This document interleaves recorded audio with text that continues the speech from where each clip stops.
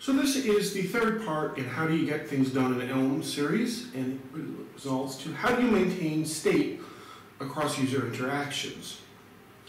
Well, again, this is Elm is pure, so you can't change values, but what you can do is you can have a function that takes a value and returns a new value.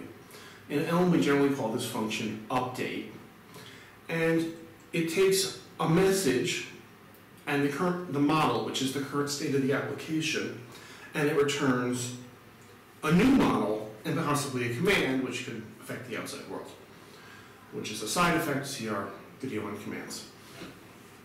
So how does this look? If you've used Erlang or Elixir, this will look a little bit like a gen server.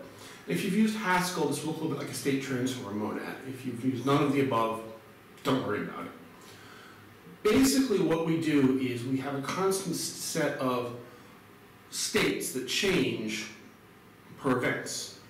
So you have a state of affairs, an event happens, the state changes in some way, potentially. It might not, but assume it does. And then a new state. So let's look at this update function here. This receives a tick event from a subscription to a timer, and once every unit time, every second or every minute or however it's set up, an event tick comes in and we set the time value to just the new time. So now each individual model never changes, but this existing model, but the global state of the modification does change. So this is a well-established pattern for functional languages. You'll see it in languages like Erlang, Elixir, Haskell, probably others.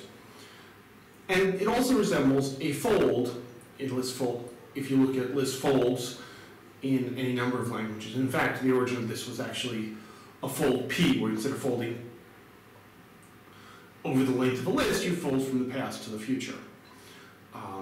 But we've sort of abstracted that out, and we now just have the actual function that takes the action. So that is how we maintain state in Elm.